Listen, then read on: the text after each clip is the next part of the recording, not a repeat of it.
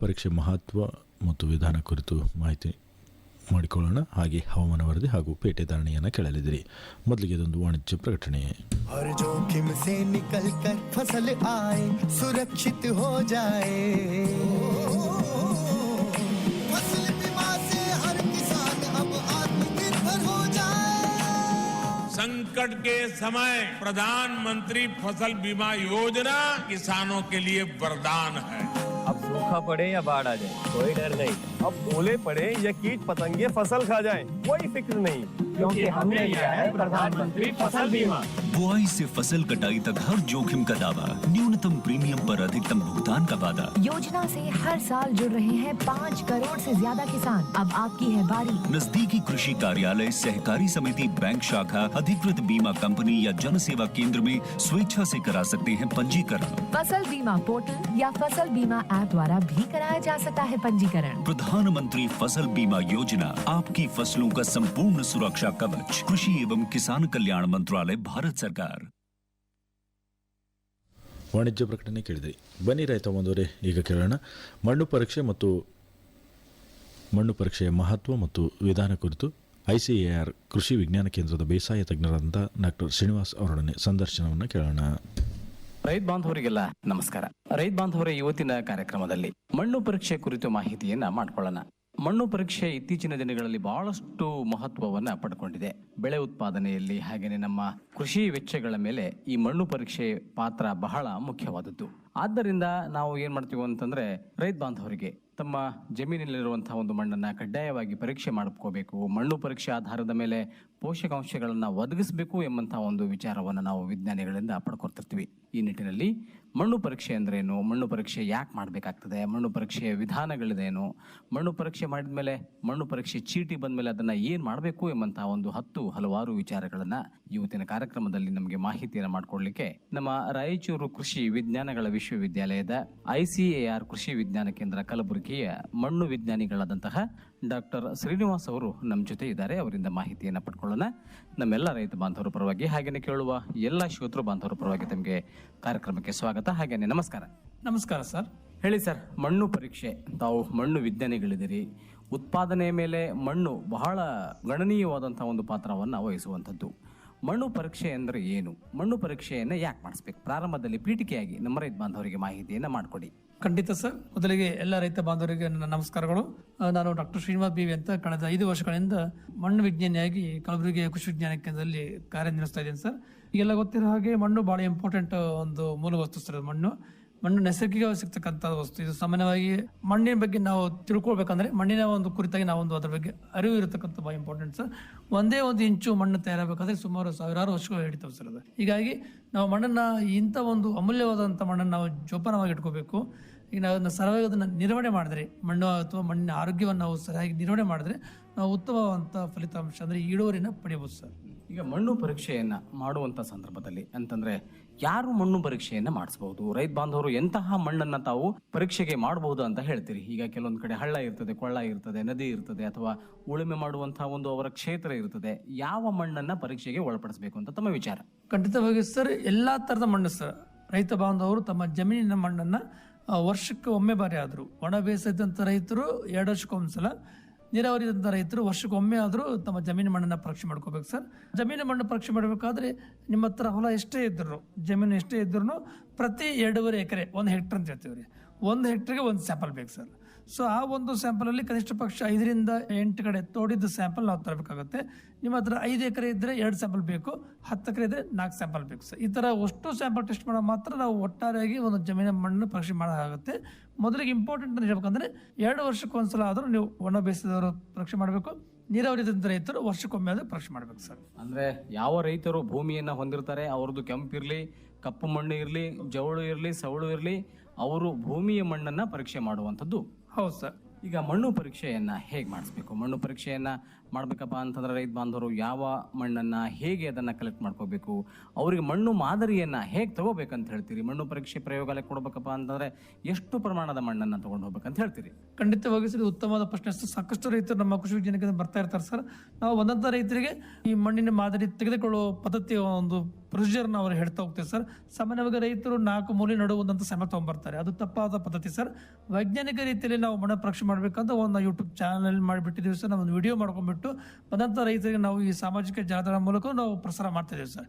ಜೊತೆಗೆ ನಮ್ಮ ವಿಜ್ಞಾನ ಕೇಂದ್ರ ಬಂದಂಥ ರೈತರಿಗೂ ಹಾಗೂ ತರಬೇತಿಯಲ್ಲಿಯೂ ಸಹ ನಾವು ಒಳಾಂಗಣ ಮತ್ತು ಹೊರಾಂಗಣ ತರಬೇತಿಯಲ್ಲೂ ಸಹ ಮಣ್ಣಿನ ಮಾದರಿ ತೆಗೆಯತಕ್ಕಂಥ ಪ್ರಾತ್ಯಕ್ಷಿಕೆಯನ್ನು ನಾವು ಮೆಥಡ್ ಡೆಮಾನ್ಸ್ಟ್ರೇಷನ್ ಮಾಡುವ ಮೂಲಕ ನಾವು ರೈತರಿಗೆ ಮಾಹಿತಿ ಕೊಡ್ತಾ ಇದ್ದೀವಿ ಸರ್. ಮೊದಲಿಗೆ ನಾವು ಜಮೀನ ಮಣ್ಣು ಒಂದೊಂದಂಥ ರೈತರು ಮೊದಲಿಗೆ ಏನು ಮಾಡಬೇಕಂದ್ರೆ, ಸಾಮಾನ್ಯವಾಗಿ ನಾವು ಮಣ್ಣು ತೆಗೆಯೋ ಕಾಲ ಇಂಪಾರ್ಟೆಂಟ್ ಸರ್. ಸಾಮಾನ್ಯ ನಾವೇನು ಹೇಳ್ತೀವಿ, ಹಿಂಗಾರು ರಾಶಿಯ ನಂತರ ಮತ್ತು ಮುಂಗಾರು ಬಿತ್ತಕ್ಕಿಂತ ಮುಂಚೆ ಸರ್. ಅಂದರೆ ಈ ಸಾಮಾನ್ಯವಾಗಿ ಜನವರಿಯಿಂದ ಈ ಜೂನ್ವರೆಗೂ ಈ ಒಂದು 5 ತಿಂಗಳು ಮಣ್ಣು ಮಾದರಿ ಅಂತ ತೆಗೆದುಕೊಳ್ಳೋ ಪ್ರಶಸ್ತ ಕಾಲ ಸರ್. ಯಾಕಂದರೆ ಈ ಸಮಯದಲ್ಲಿ ಸಾಮಾನ್ಯವಾಗಿ ಬೆಳೆ ಇರೋಂಗಿಲ್ಲ, ಆಮೇಲೆ ಹಸಿ ತೇವಾಂಶ ಇರೋಂಗಿಲ್ಲ ಸರ್ ಜಮೀನಲ್ಲಿ, ಹಾಗೂ ತಿರುಗಾಡಿ ನಾವು ಮಣ್ಣಿನ ಮಾದರಿ ಕಲೆಕ್ಟ್ ಮಾಡ್ಕೊಳ್ಳಿಕ್ಕೆ ಅನುಕೂಲ ಆಗುತ್ತೆ ಸರ್. ಹೀಗಾಗಿ ಈ 5 ತಿಂಗಳಲ್ಲಿ ನಾವು ಮಣ್ಣಿನ ಮಾದರಿ ತೆಗೆದುಕೊಂಡು ಪರೀಕ್ಷೆ ಮಾಡಿದರೆ ನಿಖರವಾದಂಥ ಫಲಿತಾಂಶ ಪಡ್ಕೋಬೋದು ಸರ್. ನಾವು ಮೇಲಾಗಿ ಈ ಸಮಯದಲ್ಲಿ ಯಾವುದೇ ಗೊಬ್ಬರ ಹಾಕಿರಂಗಿಲ್ಲ ಸರ್ ರೈತ ಬಾಂಧವರು. ಹೀಗಾಗಿ ನಾವು ಒಂದು ಅಕ್ಯುರೇಟ್ ರಿಸಲ್ಟ್ ಅಂತ ಹೇಳ್ತೀವಲ್ಲ, ಆ ಉದ್ದೇಶಕ್ಕಾಗಿ ನಾವು ಈ 5 ತಿಂಗಳು ನಾವು ಆಯ್ಕೆ ಮಾಡ್ಕೊಳ್ಬೇಕು ಸರ್. ಜೊತೆಗೆ ನೀವು ಮಣ್ಣಿನ ಮಾದರಿ ತಗೋಬೇಕಾದ್ರೆ ಕೆಲವು ಪದ್ಧತಿಗಳಿದಾವೆ ಸರ್. ಸೊ ನಾವು ಏನೆಲ್ಲ ಸ್ಯಾಂಪಲ್ ಯಾವ ಥರ ತಗೋಬೇಕು ಅನ್ನೋದಕ್ಕೆ ನಾವು ಒಂದು ಪದ್ಧತಿ ಮುಖಾಂತರ ನಾವು ಹೇಳ್ತಾ ಹೋಗ್ತೀವಿ ಸರ್. ಏನು ಆಗಲೇ ಹೇಳಿದಾಗೆ ಪ್ರತಿ 2.5 ಎಕರೆಗೆ ಒಂದು ಸ್ಯಾಂಪಲ್ ಅಂತ ಹೇಳಿದ್ನಲ್ಲ, ಆ 2.5 ಎಕರೆಯಲ್ಲಿ ನಾವೇನು ಮಾಡ್ಬೇಕು ಸರ್, ಈ ಜೆಡ್ ಆಕಾರದಲ್ಲಿ ಈ ಬದಿಯಿಂದ ಆ ಬದಿಗೆ, ಈ ಬದಿಯಿಂದ ಈ ಬದಿಗೆ, ಸೊ 4 ಕಡೆಯಿಂದ ನಾವು ಜೆಡ್ ಆಕಾರದಲ್ಲಿ ಒಳಗಡೆ ಮೂವ್ ಆಗಬೇಕು ಸರ್. ಪ್ರತಿ 15 ಹೆಜ್ಜೆಗೆ ಒಂದೊಂದು ಸಲ, ಪ್ರತಿ 15 ಹೆಜ್ಜೆಗೆ ಒಂದೊಂದು ಗುರುತು ಹಾಕೊಂಡು, ಆ ಕನಿಷ್ಠ ಪಕ್ಷ ಆಗಲೇ ಹೇಳಿದಾಗೆ ಪ್ರತಿ 2.5 ಎಕರೆಗೆ ಕನಿಷ್ಠ ಪಕ್ಷ 8ರಿಂದ 10 ಕಡೆ ನಾವು ತೋಡಿರ್ಬೇಕು ಸರ್. ನಾವು ಒಂದು ಮಾರ್ಕ್ ಮಾಡ್ಕೋಬೇಕ್ರಿ. ಆ ಮಾರ್ಕ್ ಮಾಡ್ಕೋ ಜಾಗದಲ್ಲಿ ವಿ ಶೇಪಲ್ಲಿ 6ರಿಂದ 12 ಇಂಚು ಅಥವಾ 15ರಿಂದ 20 ಸೆಂಟಿಮೀಟರ್ ಅಂತ ಹೇಳ್ತೀವಿ, ಡೆಪ್ತ್ ವೈಸ್ ಆಳದ ಮಾದರಿಯಲ್ಲಿ ನಾವು ಹಂತ ಹಂತವಾಗಿ ಮಾದರಿಯನ್ನು ತೆಗೆದುಕೊಳ್ಬೇಕು ಸರ್. ಸೊ ಈ 6 ಇಂಚ್ ಅಂತ ಹೇಳ್ತೀವಲ್ಲ, ಅಥವಾ 15-20 ಸೆಂಟಿಮೀಟರ್ ಡೆಪ್ತಲ್ಲಿ ವಿ ಶೇಪ್ ತೋಡ್ಬೇಕು ಸರ್. ನಾವು ತೋಡುವಾಗನೇ ವಿ ಶೇಪ್ ಕಾಣಬೇಕು. ಅದು ವಿ ಶೇಪನ್ನು ತೋಡ್ಕೊಂಡ್ಬಿಟ್ಟು ಆ ವಿ ಶೇಪನ್ನು ಅಕ್ಕಪಕ್ಕದ ಕಡೆಯಿಂದ 1 ಇಂಚ್ ಮಣ್ಣು, ಅದು 1 ಇಂಚ್ ಮಣ್ಣನ್ನು ಸವರ್ಕೊಂಡ್ಬಿಟ್ಟು ಆ ಮಣ್ಣನ್ನು ನಾವು ಒಂದು ಪ್ಲಾಸ್ಟಿಕ್ ಪುಟ್ಟಿ ಹಾಕ್ಬೇಕು ಸರ್. ಯಾವುದೇ ಥರದ ನಾವು ಅಲ್ಯೂಮಿನಿಯಂ ಮತ್ತು ಕಬ್ಬಿಣ ಪುಟ್ಟಿ ಹಾಕಬಾರ್ದು, ಯಾಕಂದ್ರೆ ಕಂಟಮಿನೇಷನ್ ಆಗೋ ಚಾನ್ಸ್ ಇರ್ತವೆ.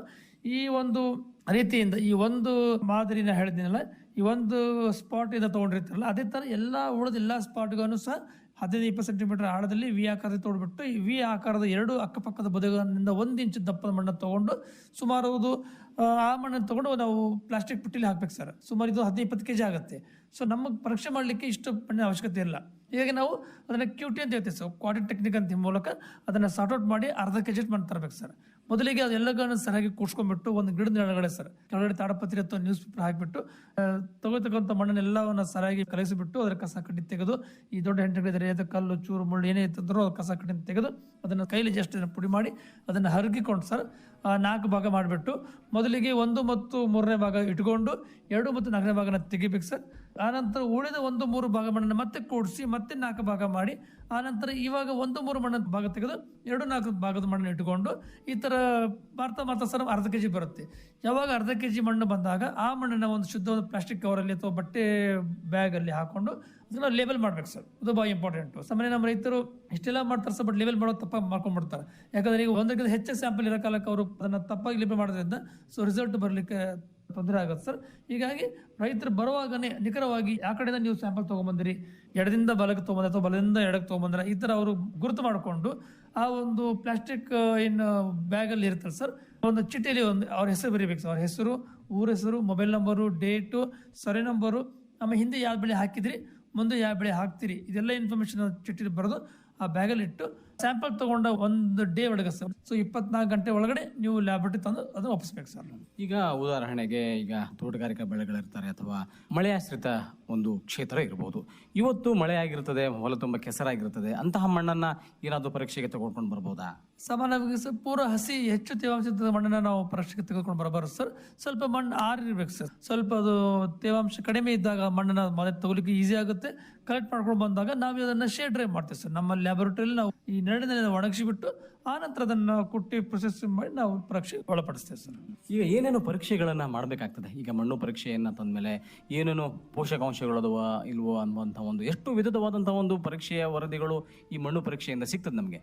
ಖಂಡಿತವಾಗಿ ಸರ್, ರೈತ ಬಾಂಧವರು ತಂದು ಕೊಟ್ಟಂತ ಸ್ಯಾಂಪಲ್ ನಾವು ರೈತರು ಆಯ್ಕೆ ಮಾಡ್ತೀವಿ ಸರ್. ಸಾಮಾನ್ಯವಾಗಿ ನಾವು ರೈತರು ನಮ್ಮ ಒಂದು ಪರೀಕ್ಷಾ ಕೇಂದ್ರದಲ್ಲಿ ಸುಮಾರು 10 ಥರದ ನಾವು ಪರೀಕ್ಷೆ ಮಾಡ್ತೀವಿ ಸರ್. ನಾವು ಸಾಮಾನ್ಯವಾಗಿ 17 ಪೋಷಕಾಂಶಗಳು ಬೇಕು ಒಂದು ಬೆಳೆ ಬೆಳಿಲಿಕ್ಕೆ.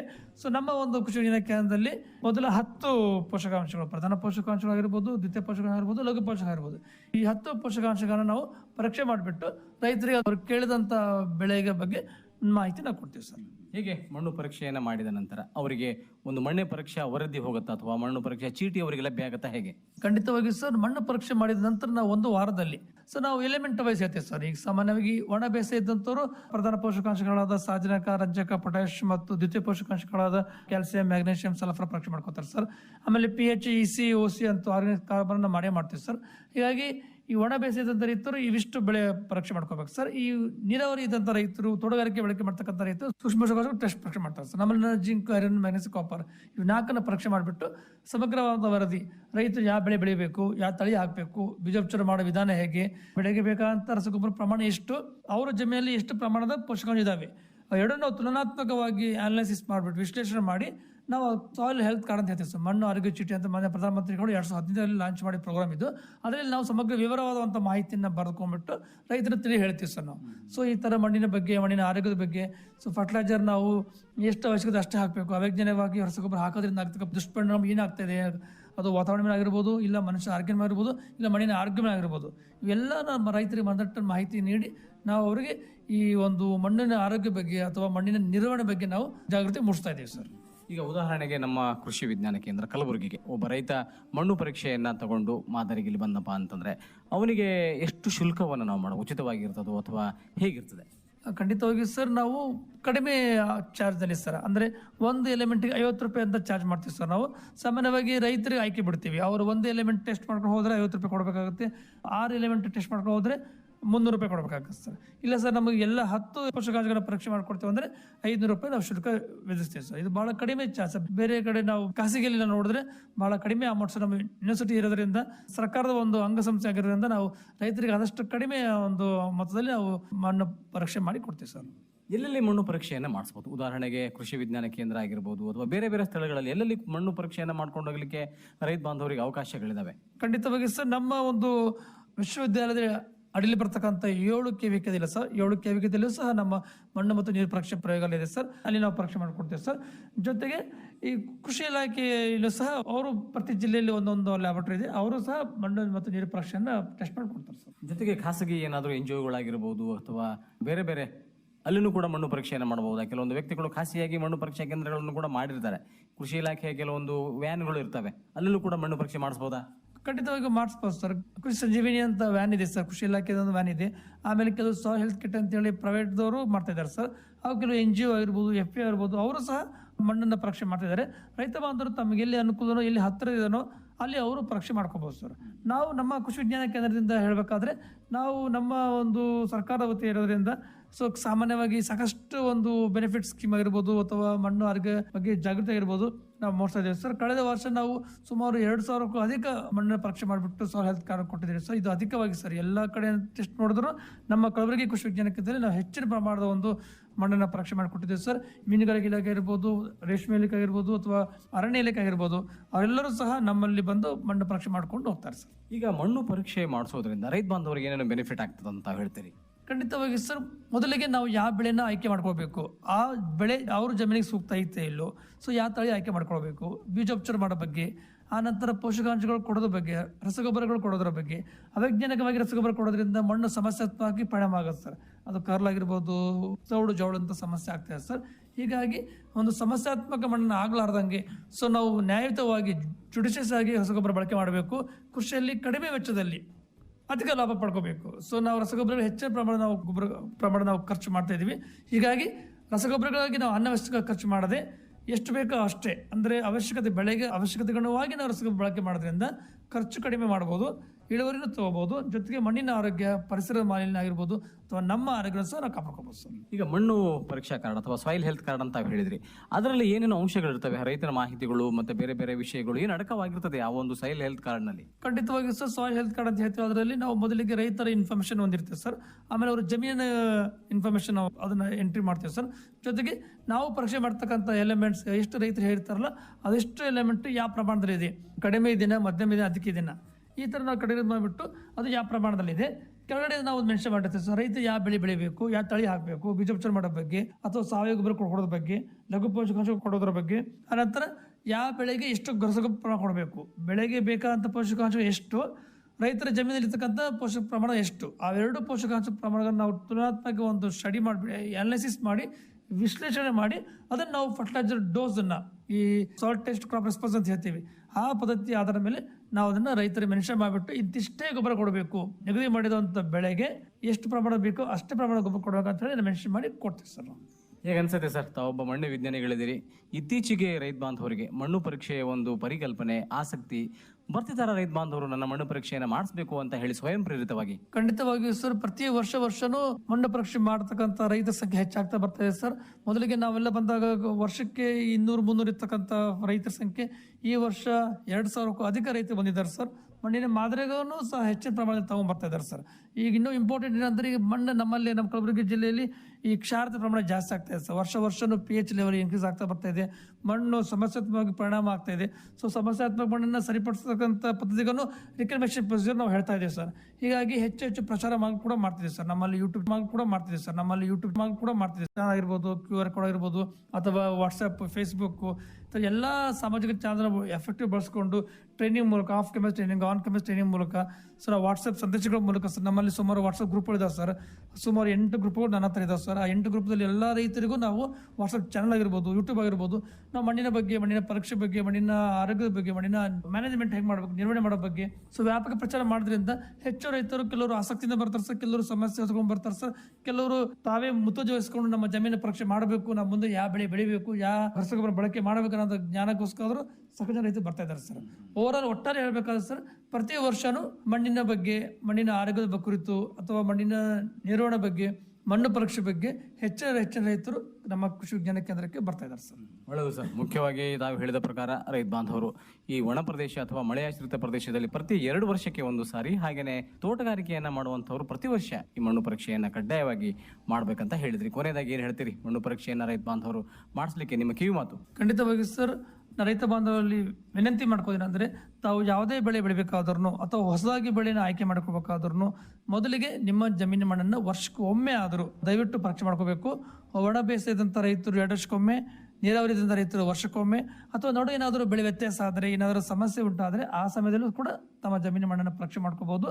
ಉದ್ದೇಶ ಇಷ್ಟೇ, ಮಣ್ಣಿನ ಪರೀಕ್ಷೆ ನಿಯಮಿತವಾಗಿ ನಮ್ಮ ಆರೋಗ್ಯ ನಾವು ಯಾವ ಥರ ನಾವು ಕಾಲಕ್ಕೆ ಪರೀಕ್ಷೆ ಮಾಡ್ಕೊಂಡು ನಮ್ಮ ಆರೋಗ್ಯ ಹೆಂಗೆ ಕಾಪಾಡ್ಕೊಂಡು ಬರ್ತೀವಲ್ಲ, ಅದೇ ಥರ ಮಣ್ಣಿಗೂ ಒಂದು ಆರೋಗ್ಯ ಇದೆ.